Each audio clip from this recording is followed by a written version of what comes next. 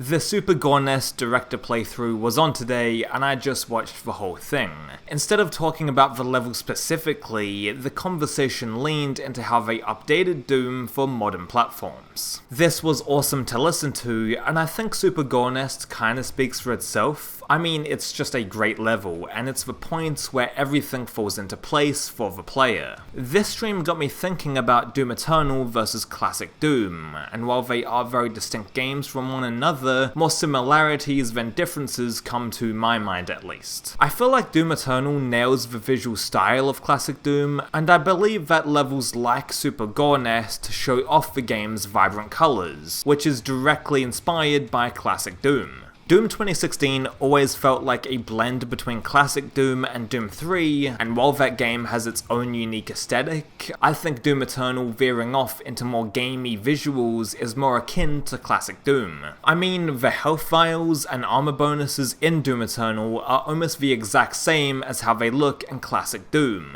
but that design choice also has a practical benefit in the game. Yes, making the health and armor look like their Classic Doom counterparts is blatant fan service, but that makes them stand out as well so that players can easily tell what they are in the middle of intense combat. Players need to make quick choices, and precise coloring of each item is important. The design philosophies of Doom Eternal and Classic Doom are almost identical. I love that old id Software and new id Software also share the same mindset in terms of audience feedback. It all comes down to people picking up the game and playing it, and it's either good or it's either fun or it's not. That's it. I can't stand behind you and explain to you why something is really good. You just have to feel it, you know. And so you have all your theories and why you think this is fun and fun zone and blah blah blah. But then you got to step away. People play it, and then you get feedback. Hugo Martin and the team working on Doom Eternal appreciate honest feedback, and they don't discredit, quotes, casual players' experiences with the game. Just look at this no-clip interview about Doom 2016 and you'll see what I mean. When I looked at some of the footage, or like even that Polygon footage where it's like Polygon can't do. Yeah. The thing is, like, that's just a player playing the game. Like, if that footage doesn't look great, whose fault is that? Is that their fault or our fault? Like, how come that person was able to succeed playing that way? Like, with one gun, missing 80% of the time, and the game should have killed that person, you know, to corral them into playing it the fun way, the right way. He could have just said, yeah, this guy doesn't understand the game, and be done with it, and Doom fans would have probably agreed with him. But no, the casual feedback is crucial as well. I love this about id Software and how they hold themselves accountable for the, quote, bad way people are playing, and not the players themselves. The Polygon dude should have died in that room, and I appreciate how id Software blames themselves for that. This is part of the reason why Doom Eternal shored up the AI to make them more aggressive, in order to challenge players and make them feel accountable. The old id Software team had a similar mindset with designing the original Doom.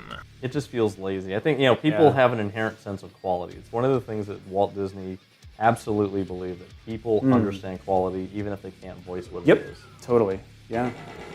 So it's important to give them quality. Yeah. Someone might not be able to articulate what good level design is, but they can still recognize it, so it's up to id Software to make good levels for Doom. This developer accountability is what bridges the gap to me between old and new id Software. Classic Doom and Doom Eternal are both pieces of commercial art that are trying to please a wide audience, and with that, they need to take in the casual and hardcore fan feedback. Also, id Software from the 90s and id Software in the current day both don't take their games that seriously. I mean, even with Doom 3, which is arguably id Software's most serious game, there were still instances of comedy sprinkled in. Part of id Software's charm, new and old, is how laid back they are with all of their products. Of course, these games are all skill-based, but the tone of most id Software games is more goofy than anything else. They aren't trying to make high art, but at the same time, Doom Eternal and Classic Doom aren't just junk food either. They have smart and dumb elements, and both products are designed intelligently. That being said, while I can get into the more in-game mechanics and how Classic Doom and Doom Eternal are similar in that regard, I wanted to mostly focus on the attitude of id Software and how that hasn't really changed. As pointed out in today's stream, Hugo Martin's head is on a pizza box in Doom Eternal, and at the end of Quake 2 for example, there is a room with all of the id Software employees who worked on the game. I love how they are still very self-referential, and I love pieces of media that do that kind of stuff. While I can appreciate deep lore embedded in pieces of fiction, I also want to have a good time and have fun,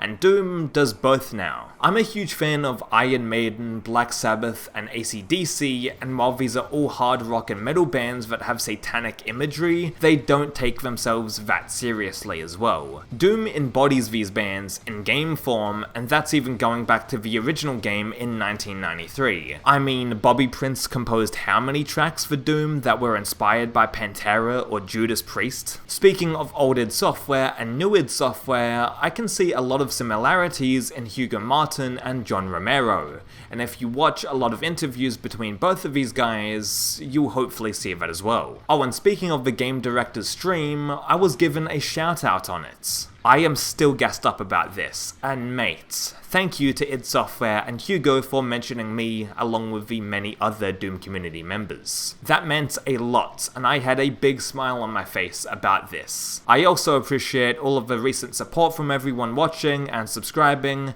and I will catch you down the road.